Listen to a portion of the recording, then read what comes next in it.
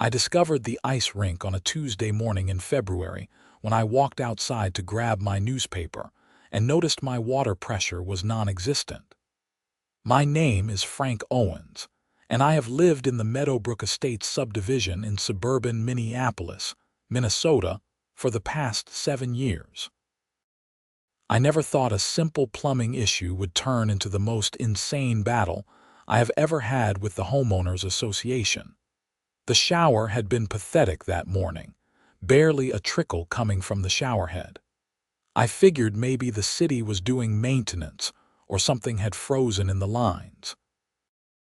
Minnesota winters are brutal, and temperatures had been hovering around -15 degrees for the past week. I threw on my heavy coat and boots, trudging through the snow to check the main water line coming into my property. That is when I heard the laughter.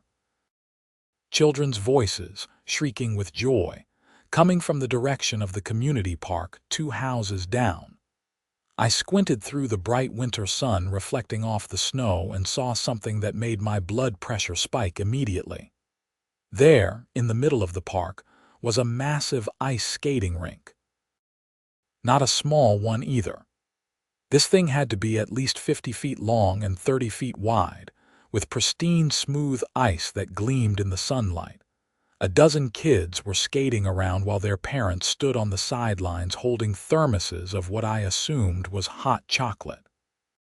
Standing right in the center of the chaos, wearing her signature purple parka and a smug expression, was Patricia Hendricks, the president of our HOA and the most insufferable human being I have ever encountered. I marched over there, my boots crunching in the snow, already feeling my temper rising. As I got closer, I noticed something that made me stop dead in my tracks. A thick green garden hose snaked across the snow from the edge of the rink, running behind the Jensen's house, then the Miller's property and disappearing in the direction of my backyard. No, they would not have. I followed that hose like a bloodhound on a scent, my heart pounding faster with each step. It wound through the neighborhood, partially buried in snow in some places, clearly having been there for several days. When I rounded the corner to my backyard, I felt like I had been punched in the gut. The hose was connected to my outdoor spigot, my water supply. They had built their entire ice rink using my water, and from the looks of it, they had been filling and maintaining it for at least a week. I stood there, staring at the connection, my mind racing through 1,000 different emotions. Anger, disbelief, violation. This was not just inappropriate. This was theft. This was trespassing. This was probably 6 different crimes rolled into one ice skating rink-shaped package. I stormed back to the park, no longer caring about the cold or the snow or the fact that I was still in my pajama pants under my coat. Patricia saw me coming and actually had the audacity to wave at me like we were old friends. "Frank," she called out cheerfully.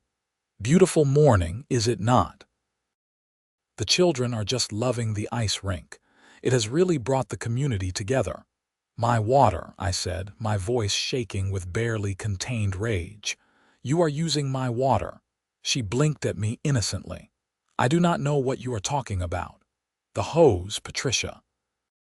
The hose that is connected to my outdoor spigot. The one that runs from my property to this rink. That water you have been using to build and maintain this ice rink is coming directly from my supply." Several of the parents had stopped talking and were now watching our exchange with interest. Patricia's expression shifted from fake innocence to that condescending smile she always wore when she thought she had the upper hand. "Oh, that. Well, Frank, according to the HOA bylaws section 12.4, any water source within the community can be utilized for community improvement projects. This ice rink was approved by the board last month. It is all perfectly legal." I laughed. Actually laughed. "You think you can just hook up to my private water supply without asking me? That is theft of utilities, Patricia. That is trespassing on my property. I do not care what your made-up bylaws say. Her smile vanished. Those bylaws are not made up. They are legally binding documents that you agreed to when you purchased your home. And this project benefits everyone in the neighborhood. Do not be selfish. Selfish. You are stealing my water and I am selfish, the board voted. The decision was made. The rink stays. I looked around at the parents, the kids still skating, oblivious to the confrontation happening. Did the board vote to pay my water bill too? Because I am guessing filling a 50-foot ice rink and maintaining it in below freezing temperatures is using about 200 gallons a day. Patricia's jaw tightened. The HOA will reimburse you for any reasonable expenses. Reimburse me? How about you ask me first? How about you do not trespass on my property and steal my utilities without permission? I already told you the bylaws allow for this. Then sue me, I said, turning on my heel, because I am shutting it off right now. I heard her shriek behind me. You cannot do that. The children, this is a community project. I kept walking. When I got to my backyard, I grabbed the hose and yanked it off the spigot with more force than necessary. Water sprayed everywhere for a second before I twisted the valve shut, hearing the satisfying squeak of the metal closing completely. Then I picked up the hose and started walking it back toward the park, coiling it up as I went. By the time I got back to the rink, Patricia was on her phone, clearly calling someone from the board. She saw me dragging the hose and her face turned an impressive shade of red. You are making a huge mistake, Frank. The board will not stand for this. I dropped the coiled hose at her feet. Here is your hose. Next time you want to build a community project, use community water, not mine. One of the dads, a guy named Steve Murphy who lived 3 streets over, stepped forward. Come on, man. The kids are having fun. Is it really that big of a deal? Is it a big deal that they are stealing from me? Yeah, Steve, it kind of is. Stealing is a strong word. What would you call using someone's utilities without permission? He shrugged. Community building. I shook my head in disbelief. You people are unbelievable. Let me make this crystal clear. No one uses my water. No one comes on my property without permission. And if I find anyone has reconnected to my spigot, I am calling the police and pressing charges for theft and trespassing. Patricia lowered her phone. You are going to regret this, Frank. The board has authority to fine you for non-compliance with community projects. Fine me for not letting you steal from me. Try it. I will see you in court. I walked back home, adrenaline pumping through my veins. My hands were shaking as I unlocked my front door. I could not believe the audacity of these people. I had known the HOA was controlling and overreaching, but this was on another level entirely. The rest of that day, I spent researching Minnesota property law and HOA regulations. I pulled out my copy of the Meadowbrook Estates HOA bylaws, all 237 pages of them, and started reading through every single line. Section 12.4 did exist, but when I read the actual wording, it said nothing about using private water supplies. It talked about community water features like fountains and sprinkler systems that were maintained by the HOA for common areas. There was no provision that allowed them to hook up to individual homeowners' utilities. They had lied. Patricia had straight up lied to my face and hoped I would not bother to check. I took photos of the bylaw section and started documenting everything. I went back outside and took pictures of where the hose had been connected, the path it had taken through the yards, the rink itself. I wanted evidence of everything. That evening, I got an email from the HOA board. It was sent to my official address on file, copied to all board members, with Patricia's name at the top as sender. Dear Mr. Owens, it has come to our attention that you have deliberately sabotaged a community-approved project by disconnecting the water supply to the ice skating rink. This action violates HOA bylaws and demonstrates a lack of community spirit. You are hereby fined $500 for non-compliance with board decisions. Additionally, you are required to restore water access to the rink immediately or face additional fines of $100 per day until compliance is achieved.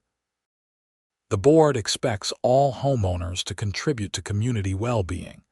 Your selfish actions have disappointed many families and children who were enjoying this winter amenity. Please confirm your compliance by end of business tomorrow. Sincerely, the Meadowbrook Estates HOA Board. I read the email 3 times, my anger building with each pass. $500 for not letting them steal from me. I started typing a response immediately. Dear board members, I am in receipt of your email regarding the ice rink.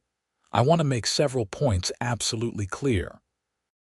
First, at no time was I asked for permission to use my private water supply. Second, the connection to my outdoor spigot constitutes trespassing on my property and theft of utilities. Third, I have reviewed Section 12.4 of the bylaws, which you cited as justification. That section does not authorize the use of individual homeowners' private utilities for community projects. Fourth, I will not be paying any fine, nor will I be restoring access to my water supply. If the HOA wishes to maintain an ice rink, I suggest you use water from community sources or install a meter and water line that the HOA pays for. Finally, if anyone from the HOA or any contractor working on behalf of the HOA enters my property or reconnects to my water supply without my explicit written permission, I will be filing criminal charges for trespassing and theft. I am also prepared to pursue civil action for any fines levied against me related to this matter. I suggest the board consult with legal counsel before proceeding further. Regards, Frank Owens. I hit send and sat back feeling satisfied. Let them try to fine me. Let them try to force me. I was not backing down on this. The next morning, Wednesday, I woke up to discover they had reconnected the hose. I could hear the water running before I even opened my back door.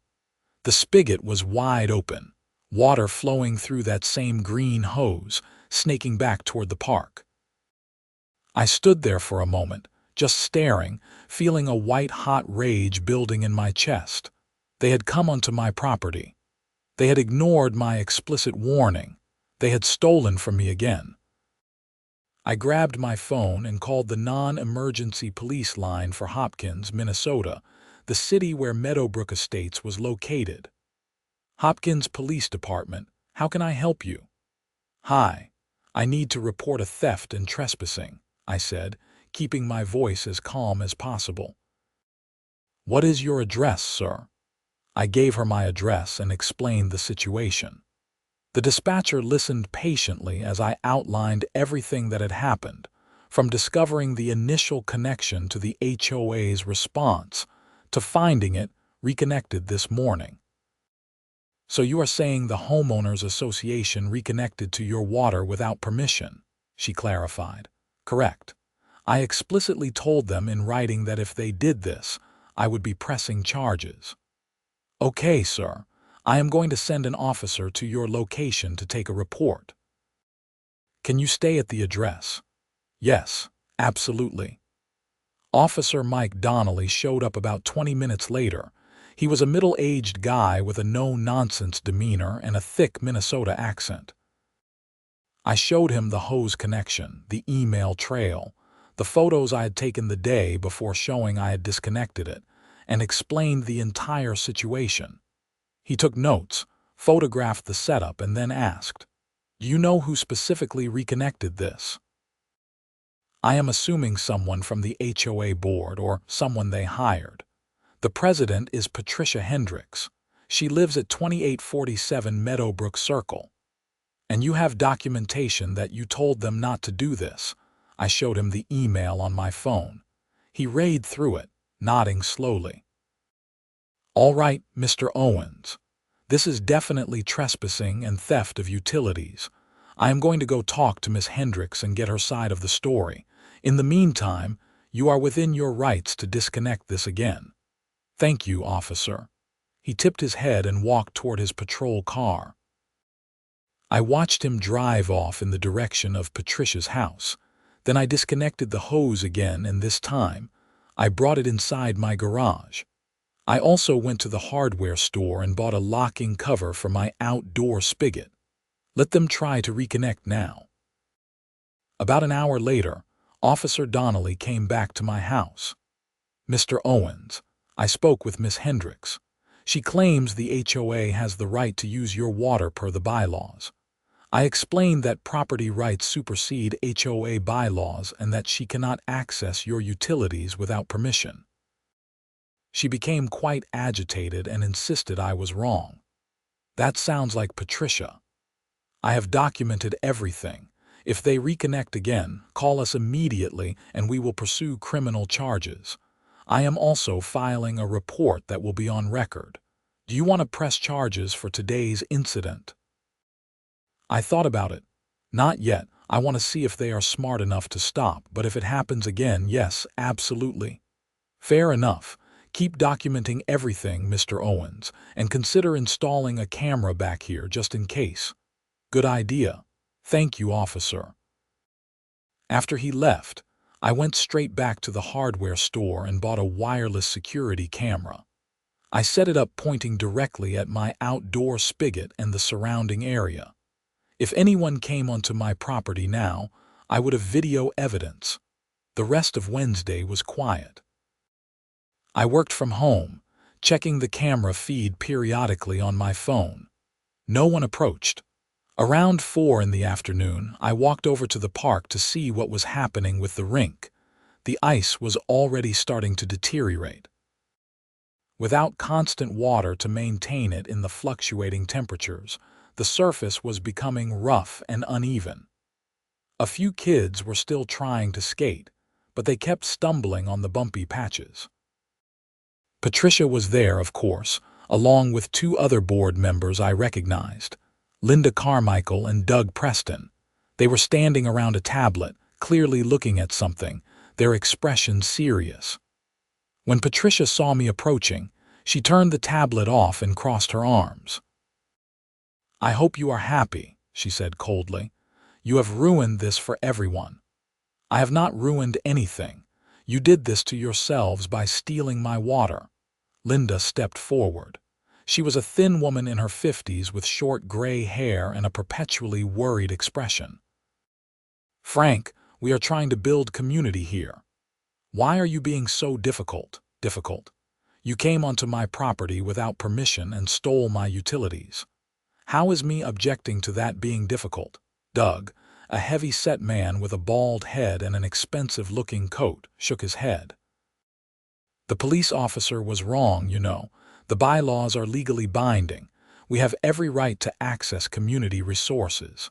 My water is not a community resource. It is my private utility that I pay for." "The legal team will prove otherwise," Patricia said smugly. "You have a legal team now." "The HOA has a lawyer on retainer. We have already contacted him about this situation. You will be hearing from him very soon." I shrugged. "Great. I look forward to it." In the meantime, the rink is going to keep melting, and if anyone touches my property again, I am pressing criminal charges immediately. No more warnings. I walked back home, feeling the weight of the situation settling on my shoulders. They were actually going to try to fight this legally. Part of me wanted to just give in, let them have the water, avoid the conflict. But the principle of the thing gnawed at me. They had violated my property rights, stolen from me, and were now acting like I was the bad guy. Thursday morning brought another email, this time from a law firm in downtown Minneapolis, Bergstrom and Associates. "Dear Mr. Owens, we represent the Meadowbrook Estates Homeowners Association. It has come to our attention that you have interfered with an HOA-approved community project, specifically the seasonal ice skating rink. Per the HOA bylaws which you agreed to upon purchase of your property, the association has the authority to utilize community resources for approved projects. Your water supply, as part of the community infrastructure, falls under this provision. We are requesting that you restore access to the water supply immediately and cease interfering with the rink operations. Failure to comply will result in the HOA pursuing all available legal remedies, including liens on your property for unpaid fines and legal fees. Please respond within 48 hours. Sincerely, Martin Bergstrom, Attorney at Law. I sat at my kitchen table, coffee growing cold in my hand, reading this email over and over. They were threatening to put a lien on my house, over water, over their theft of my utilities. I called a lawyer myself that morning. His name was Robert Chen, and he specialized in property law and HOA disputes. His office was in Edna, about 15 minutes from my house. I made an appointment for that afternoon. Robert was a sharp-looking guy in his early 40s, with quick eyes and a firm handshake. I laid out the entire situation for him, showed him all my documentation, the emails, the photos, the police report number Officer Donnelly had given me. He listened carefully, occasionally jotting notes on a legal pad. When I finished, he sat back in his chair and steepled his fingers. "Frank, I am going to be straight with you. The HOA is wrong, completely, unambiguously wrong. Your water supply is your private utility. The fact that you pay the bill makes it your property. No HOA bylaw can override that without explicit consent from the property owner." That is what I thought, but they are threatening liens. They can threaten all they want. Any lien they try to place for this would be invalid and easily challenged in court. However, here is what I recommend. I am going to send a letter to Borgstrom and Associates explaining exactly why their position is legally unsound. I will cite the relevant Minnesota property statutes and make it very clear that if they continue this course of action, you will be pursuing damages for harassment, theft, and violation of your property rights. How much is this going to cost me? My retainer is $1,500.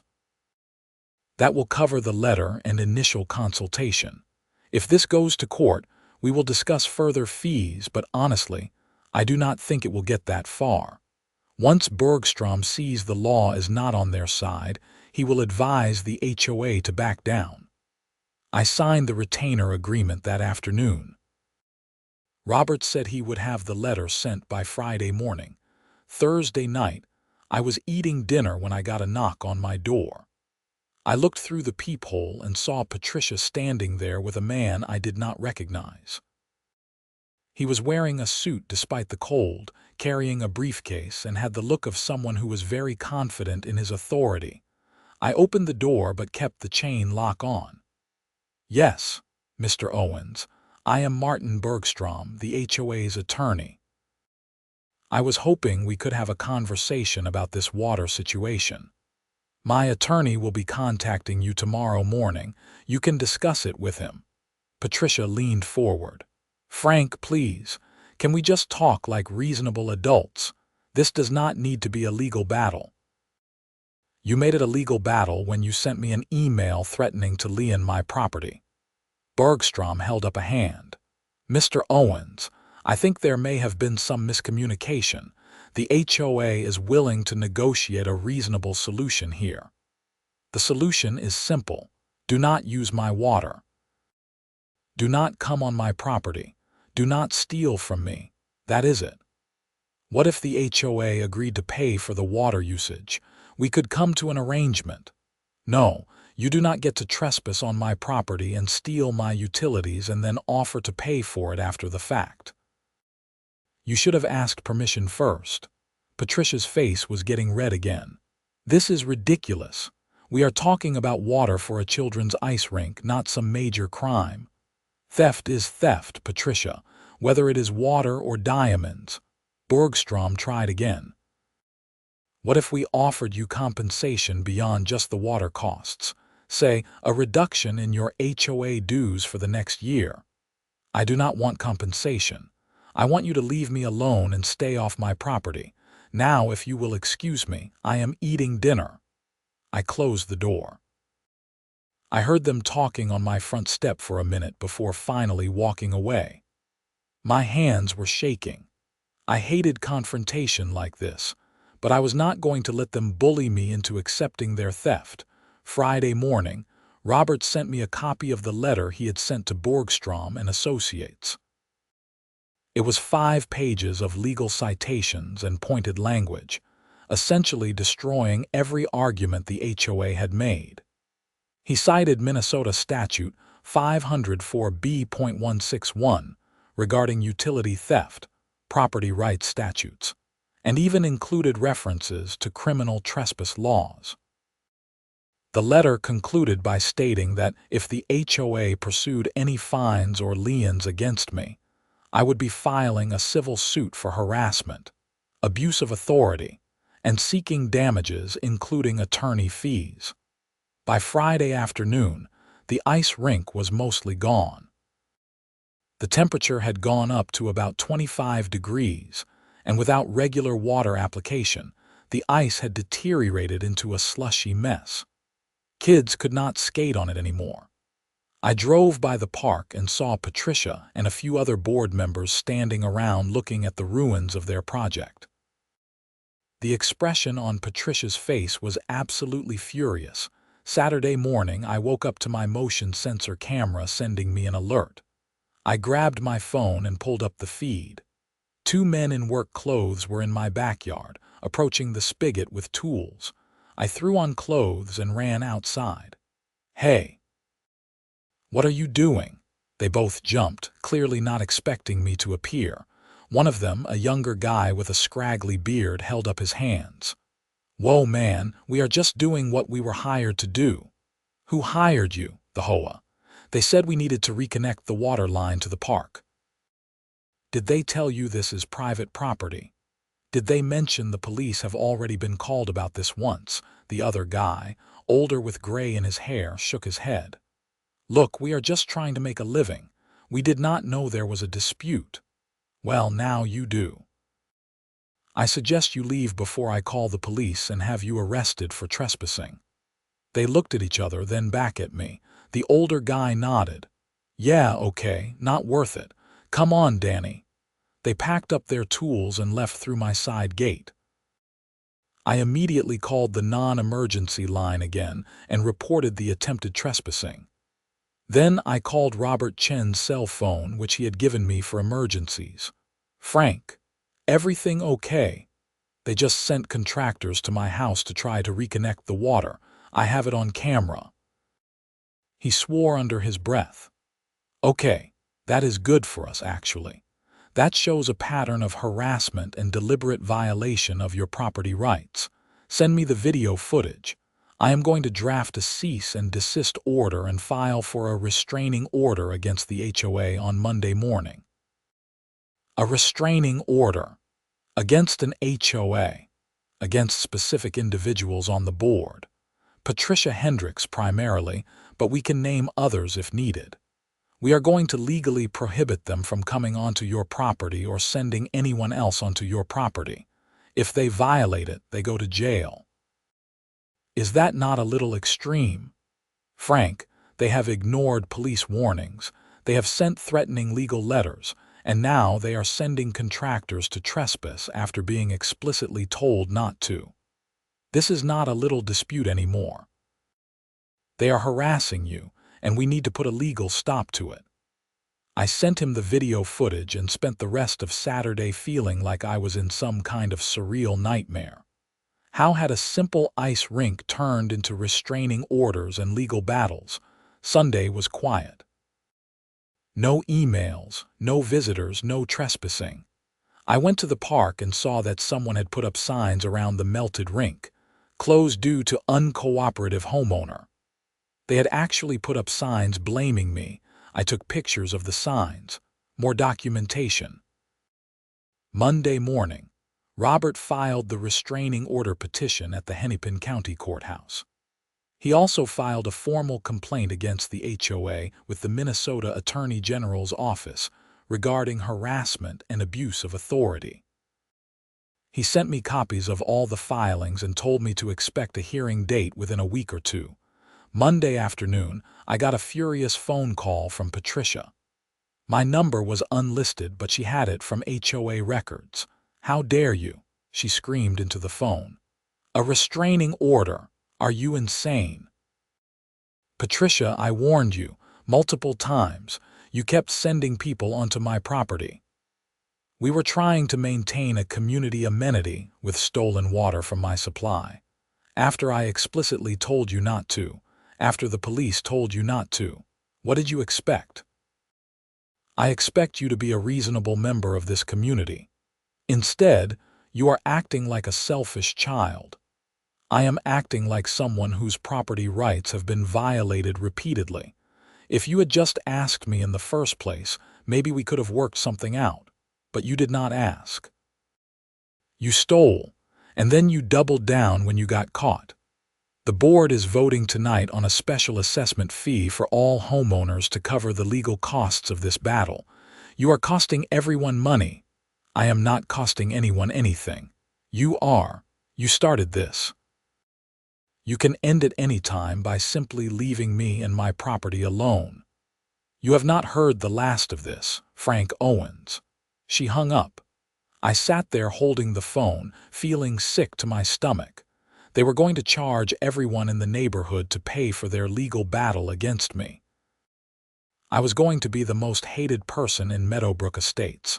Sure enough, by Monday evening, my email inbox was flooded with angry messages from neighbors. People I had known for years, people I had barbecued with, people whose kids I had given candy to on Halloween. They were all furious. "Thanks for raising our HOA fees, Frank. Could you not just share the water? It is for the kids. You are ruining the neighborhood over nothing. Selfish jerk." Only a few people reached out with support. One was Tim Fletcher, who lived 4 houses down from me. He called that night. "Frank, hey, I just wanted to say I think what the HOA did to you was completely wrong. I am sorry everyone is giving you such a hard time." "Thanks, Tim. I appreciate that. For what it is worth, a bunch of us voted against this whole ice rink thing in the first place. Patricia just pushed it through anyway. She does that a lot. I am learning that. If you need anything, let me know. And do not let the angry emails get to you. Half these people do not even know what actually happened. They are just mad about the fees." That conversation helped, but I still felt isolated and attacked. I had done nothing wrong except refuse to let someone steal from me, and somehow I was the villain. The hearing for the restraining order was scheduled for the following Friday. Robert prepared me for what to expect, coaching me on how to present my case to the judge. We had all the documentation: photos, videos, emails, police reports. It was a strong case. Thursday night, the night before the hearing, someone vandalized my house. I woke up Friday morning to find my front windows soaked with the words "selfish" and "community enemy." My mailbox had been knocked over, and someone had dumped a bag of trash on my lawn. I was furious and heartbroken at the same time. I had lived in this neighborhood for 7 years. I had helped neighbors with yard work, I had attended block parties, I had been a good member of the community. And now this. I filed another police report, took more photos, and headed to the courthouse. Robert met me there, looking sharp in his suit. "How are you holding up?" he asked. "My house was vandalized last night."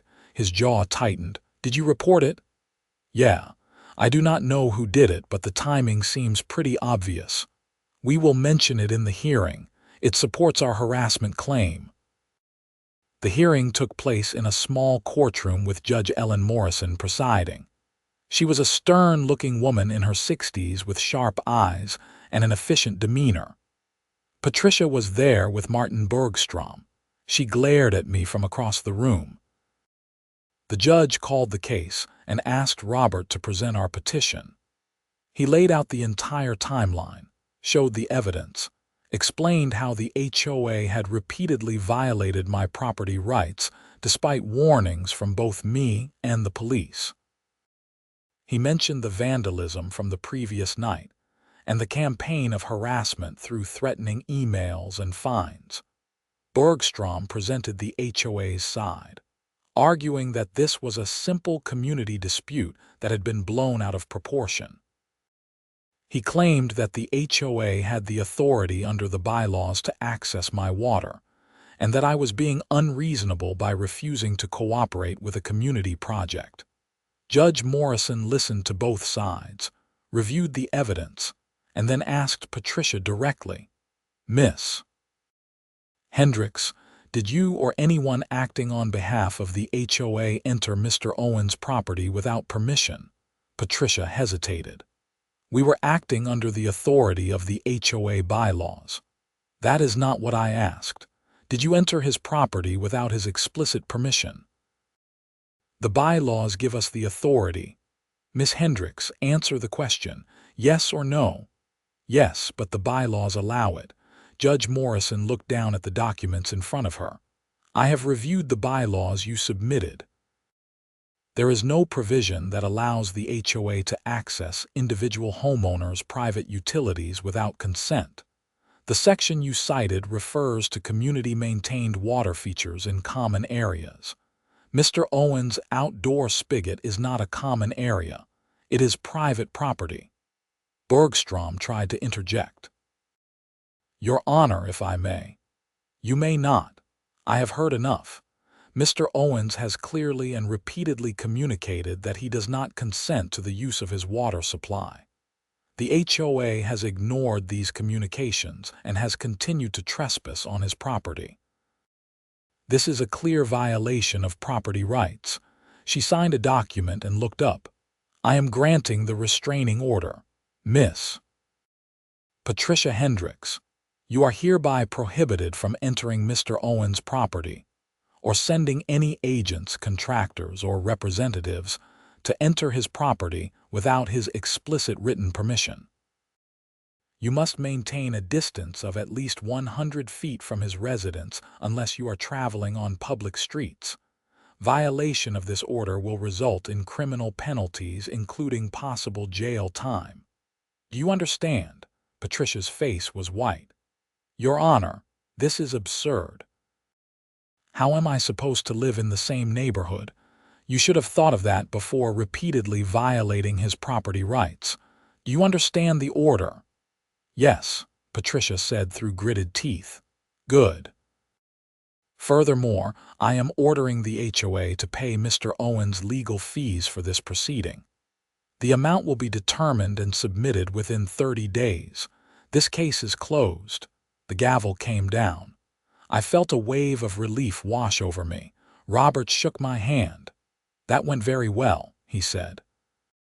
"Better than I expected, honestly." Patricia stormed out of the courtroom without looking at me. Bergstrom gathered his papers and followed her. Over the next few days, word spread through the neighborhood about the restraining order. The reactions were mixed.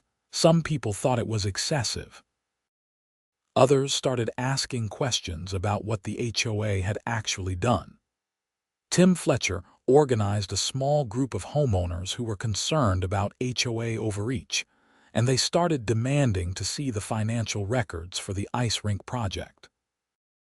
It turned out that Patricia had spent over $8,000 in HOA funds on the rink without proper approval from the full membership. The bylaws required any expenditure over $5,000 to be voted on by the homeowners, not just the board.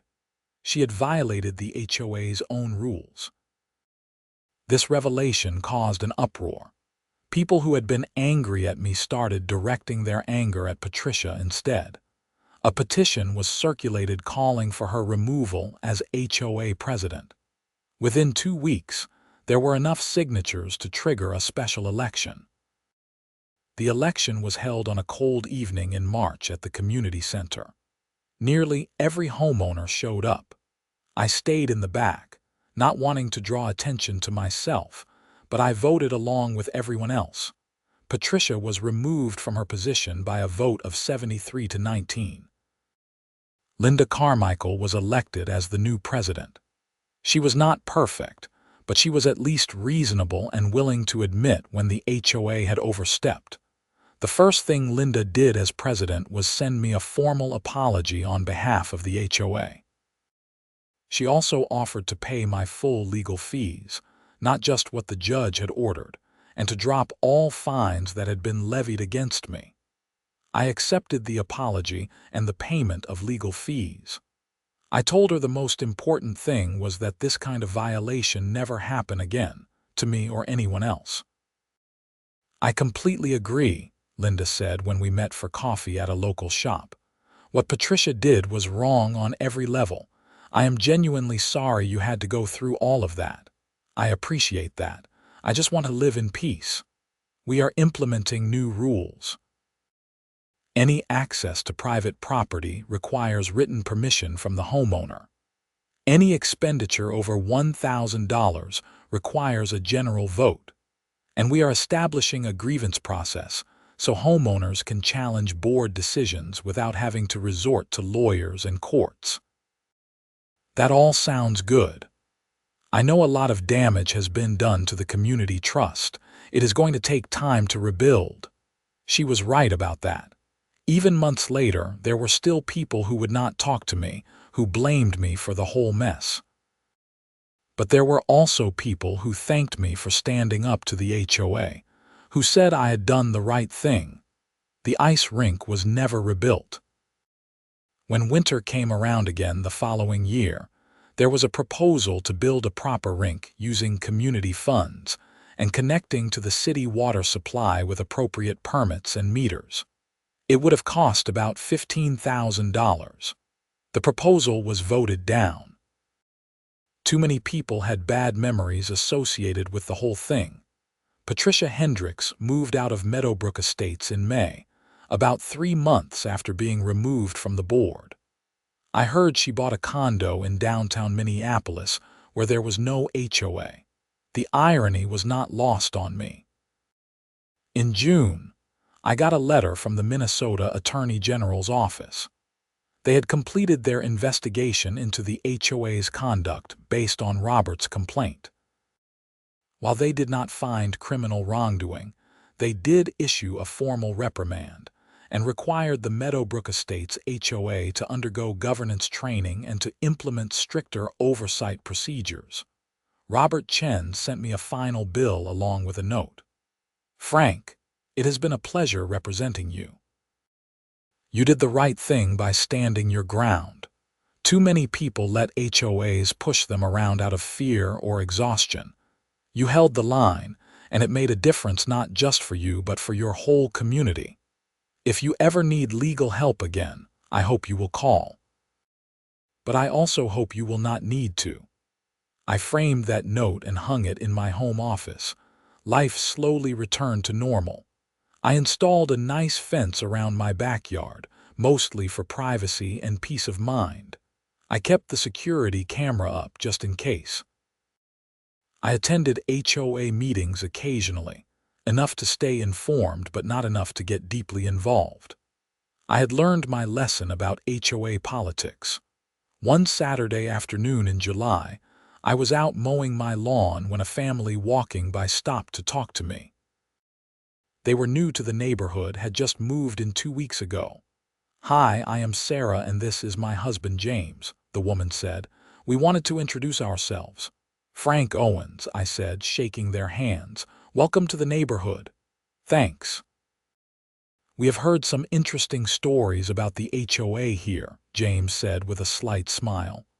"Oh yeah, what have you heard?" "Something about an ice rink controversy last year. Our realtor mentioned it when we were looking at houses." I laughed. "Yeah, that was something. Long story short, the old HOA president tried to use my water supply without permission to build an ice rink.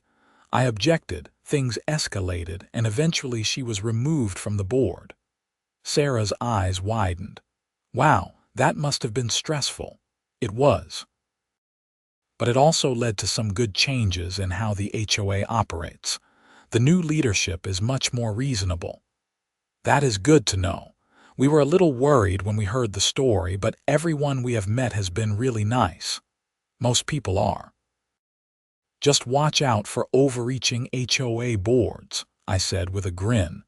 We chatted for a few more minutes before they continued their walk. After they left, I stood in my front yard, looking around at the neighborhood. The houses, the trees, the quiet suburban streets. It was a good place to live. It had been worth fighting for. The whole experience taught me something important about standing up for what is right, even when it is difficult, even when it makes you unpopular. I had done nothing wrong by protecting my property rights. The fact that it had been used for a children's ice rink did not change the fundamental principle. You cannot take what is not yours without permission. I finished mowing my lawn, put the mower away, and went inside to make dinner. My water pressure was perfect, as it had been ever since I shut that valve. I filled a glass from the tap and took a long drink, appreciating something I had always taken for granted before. In the end, the ice rink melted away, just like I knew it would. But what remained was stronger.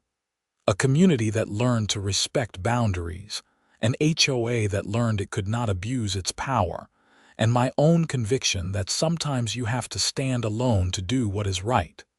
The story could have ended there, but life has a way of adding epilogues. In September, almost a year after the initial incident, I received a check in the mail from the HOA. It was for $372, representing the estimated cost of water they had used from my supply for the ice rink.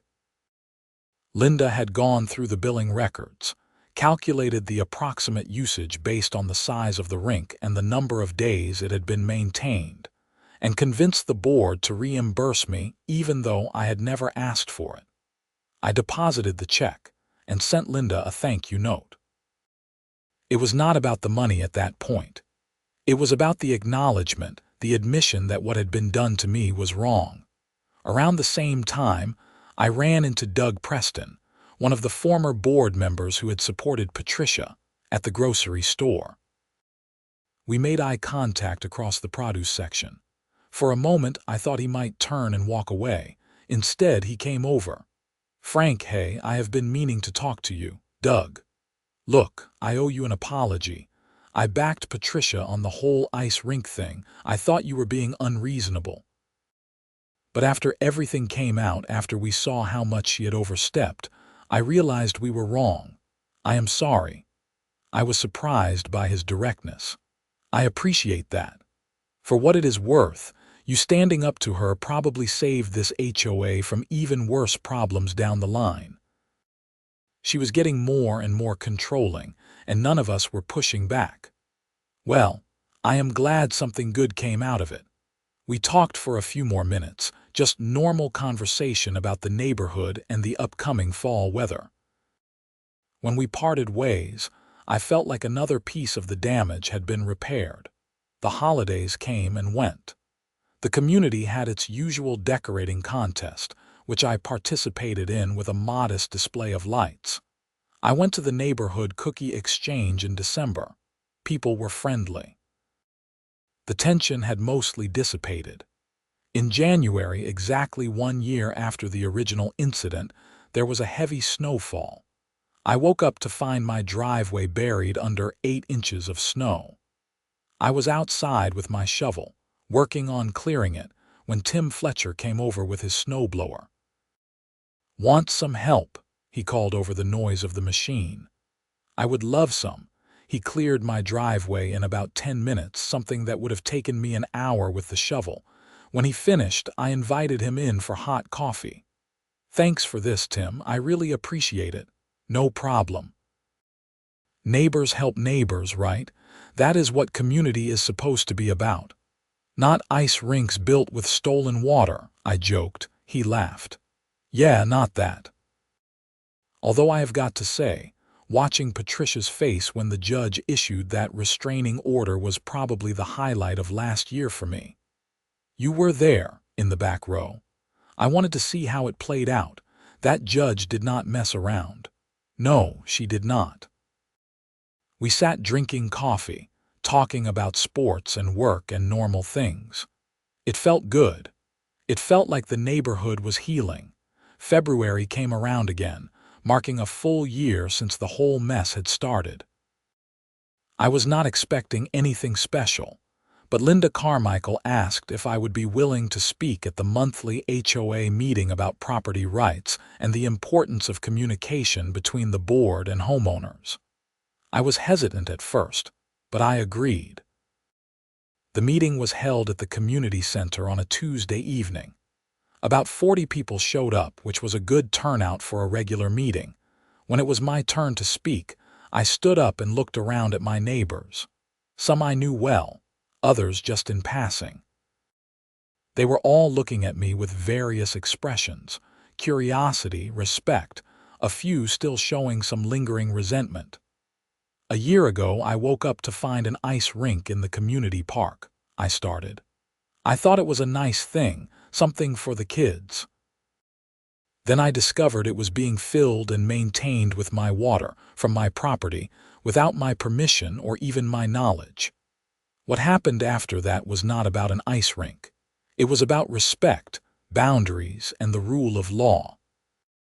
I talked for about 15 minutes explaining my perspective, what I had learned, and why it was important for HOAs to balance community goals with individual rights.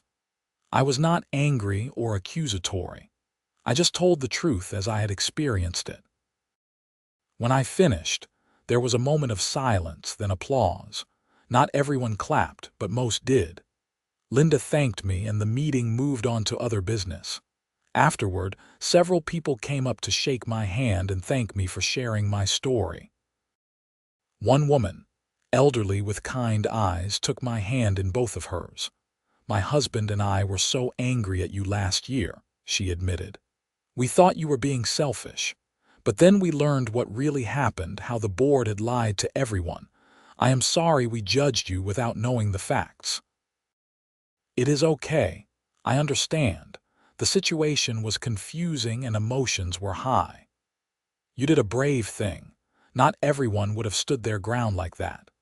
Those words meant more to me than she probably knew. As winter turned to spring, life in Meadowbrook Estates continued its normal rhythm. The neighborhood went through its cycles. Garage sales in May, 4th of July barbecues, back to school in August. I was part of it all, no longer the pariah, no longer the center of controversy. Just Frank Owens, homeowner, neighbor, guy with the nice lawn. I did end up using my experience to help someone else about 18 months after my own battle. A neighbor 3 streets over, a guy named Marcus Williams, came to me asking for advice.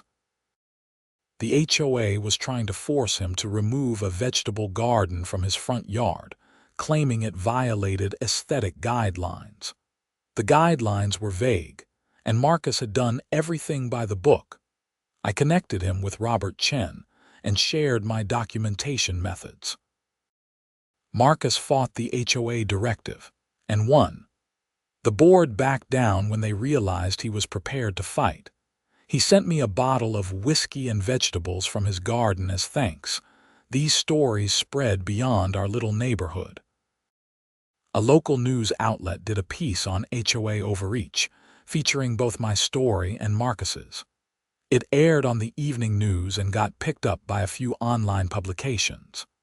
For a few days, I was getting calls and emails from people all over the Twin Cities area, sharing their own HOA horror stories. I realized this was not just a Meadowbrook Estates problem. It was systemic. HOAs across the country were overstepping their bounds, and homeowners often felt powerless to fight back. I started a small blog, nothing fancy, just documenting best practices for dealing with HOA disputes. I shared the legal resources I had found, Robert's advice about documentation, the importance of knowing your actual rights versus what the HOA claims are your rights. The blog got a decent following, especially from people in Minnesota dealing with similar issues. 3 years after the ice rink incident, I was invited to speak at a community organizing conference in St. Paul. The topic was standing up to institutional overreach. I talked about my experience, the lessons learned, and the importance of both knowing your rights and being willing to defend them. During the Q&A session, a woman asked, "Do you regret how things went down? If you could do it over, would you have just let them use the water?" I thought about it for a moment before answering. No, not because I am stubborn, but because letting it slide would have established a precedent that the HOA could do whatever it wanted without consequences. If they could take my water without asking, what would they take next? Your electricity for community events. Your yard for a community garden you did not approve. The principle mattered more than the conflict. The room was quiet, people nodding and understanding. Life has a way of coming full circle. 5 years after the ice rink melted away, the neighborhood decided to honor longtime residents at a community appreciation event. I was among those recognized, not for the conflict, but for my years of quiet service, helping neighbors, maintaining common areas, being a good member of the community despite the difficulties. Linda Carmichael, still serving as HOA president, presented me with a plaque. To Frank Owens, for dedication to community and standing up for what is right, thank you for making Meadowbrook Estates better. The irony was not lost on anyone in the room. The neighborhood that had once vilified me for refusing to let my water be stolen was now honoring me. Times change. People learn. Communities grow. I hung the plaque in my living room, right next to the framed note from Robert Chen. They represented different aspects of the same journey, the fight for what is right, and the recognition that eventually comes when truth prevails. The outdoor spigot in my backyard, the one that started everything, still has the locking cover on it. I have never removed it. Every time I see it, I remember what happened, what I learned, and why it mattered. It is a small metal cap on a pipe, but to me, it represents something much larger. The importance of boundaries, the value of standing firm, and the power of one person saying no to injustice. My water pressure is still perfect. My property is still mine. And the ice rink that was built without my permission is still melted. Just a memory now. A story that gets told at neighborhood gatherings with a mix of embarrassment and grudging respect. I still live in Meadowbrook Estates. It is my home. Despite everything that happened, or perhaps because of it, I am more connected to this community than ever. The conflict forced conversations that needed to happen. It exposed problems that needed to be fixed. It reminded everyone, board members and homeowners alike, that power must be balanced with accountability. On quiet winter evenings, when snow covers the ground and the community park is empty, I sometimes walk by the spot where the ice rink used to be. Kids play there in the summer now, just running around playing tag, being kids. No ice, no skates, no stolen water needed. And that, I think, is exactly how it should be. The final chapter in this story, if there can be such a thing in an ongoing life, came 7 years after the initial incident. I was preparing to sell my house. Not because of the neighborhood or lingering bad feelings, but because I had gotten a job opportunity in Denver and it was time for a new adventure. When the house went on the market, it sold in 3 days. The buyers were a young couple with 2 small children. During the closing process, they asked me about the neighborhood, what it was like to live there, any issues they should know about. I told them about the ice rink incident. All of it. I wanted them to know the history, to understand the HOA had gone through some rough times but had emerged stronger and more accountable. They listened with wide eyes, occasionally glancing at each other. When I finished, the husband asked, "And the HOA is better now?" "Much better." They learned some hard lessons. Just make sure you read the bylaws, know your rights, and do not be afraid to speak up if something does not seem right. The wife smiled. That is good advice for life, not just HOAs. You are right about that. On my last day in Meadowbrook Estates, several neighbors came by to say goodbye. Tim Fletcher brought beer. Linda Carmichael brought cookies. Even Doug Preston stopped by to shake my hand and wish me well in Colorado. "This neighborhood would not be what it is without you, Frank," Linda said. "You changed things for the better." "I just wanted my water bill to be my water bill," I joked. Everyone laughed, but there was truth in the humor. I had never set out to be a crusader or a hero. I had just wanted basic respect for my property rights. Everything else had flowed from that simple, reasonable expectation. As I drove out of Meadowbrook Estates for the last time, moving truck already on its way to Denver, I looked in the rearview mirror at the place I had called home for over a decade.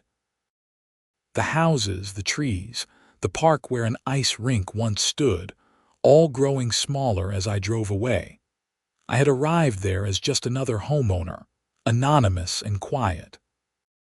I was leaving as someone who had stood up to institutional overreach and won, someone who had defended property rights, and in doing so, had helped reshape an entire community's understanding of power and accountability. The ice rink melted away years ago. But the lessons remained, frozen in the collective memory of a neighborhood that learned the hard way that authority without consent is just theft dressed up in official language. And somewhere in my boxes, packed carefully for the move, was a locking spigot cover. I was taking it with me to Denver. Not because I expected trouble with a new HOA, but as a reminder. Some things are worth fighting for, even when the fight is hard, even when you stand alone, even when all you are protecting is your right to say no to something as simple as water for an ice rink. That valve I shut 7 years ago did more than stop water flow. It opened a conversation about rights, respect, and the social contract between governing bodies and the people they serve. In the end, that conversation mattered more than any ice rink ever could.